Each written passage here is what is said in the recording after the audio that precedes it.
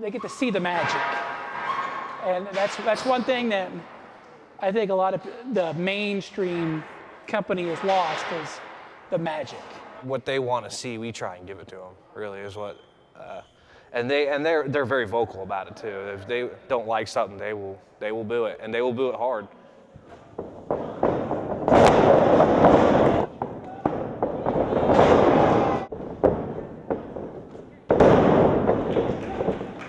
I'm from Lincoln, so I got a huge connection with the fans, and I mean, they regardless win, lose or draw, you know, they're gonna still love me regardless. I mean, I hate to say it, but there's nothing I can do about it. Like, I've tried playing the bad guy here in Lincoln, it does not work.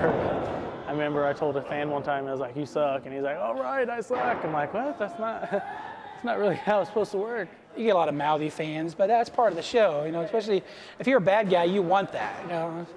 If you don't get somebody to yell at you and curse at you or whatever, or that you're not doing your job. You want them to hate you. Sometimes you can get personal. If you find one person in the crowd that's more vocal than anybody, get on them, because hopefully that'll make everybody else get on it too. We say we're parental, we're a family-oriented show, but that usually gets blown out the window first match. So. Sometimes when you go out to the ring, there's a couple of guys that you go, "All right, the first thing I'm gonna do is I'm gonna go out there and tick that guy off."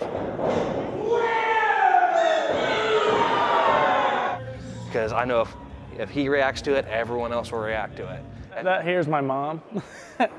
You'll hear her over everybody else yelling Maddie. She definitely yells, goes nuts, gets signs ripped. Trust me, if you're not very energetic and focused on the crowd, that they will squash it real quick. So you have to make sure that you're making eye contact, and you have to make sure your facial expressions are being seen by, you know, at least part of the crowd, so you know they're going to react to it. Which you see a lot of that on television, but I think a lot of that's for the cameras.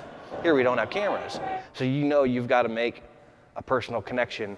You've got to go and high-five that little kid on your way to the ring, and you've got to go give a hug to your girlfriend just to get that out there, just make a personal connection with the fans so they know, hey, you're a good guy, or hey, you're a bad guy.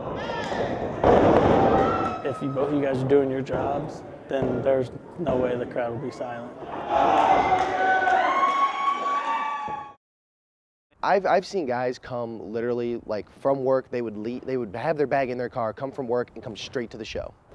Me personally, I get off work about 3 or 4 o'clock in the morning, and usually after show I have to go back to work again till 3 or 4 in the morning. If you're independent wrestling to make money, you're in the wrong business. You really are.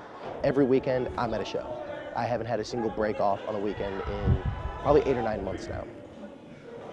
I first started, you know, I wanted to make it something, but then I started running this, and I got married and all that stuff, and then priorities change. And now I'm happy running local shows and indie shows. It gets hard. It's hard on your job, it's hard on your body, and it's also hard on your family if you have one. And family comes first, and any wrestling organization will tell you this, family comes first. And if it comes between you putting food on the table or you coming to a show, you better be putting food on the table. I'm 34 years old. You know, I'm not going to be in TNA or Ring of Honor or something like that, but you know, if I can get one of these guys, you know, exposure, I'm happy.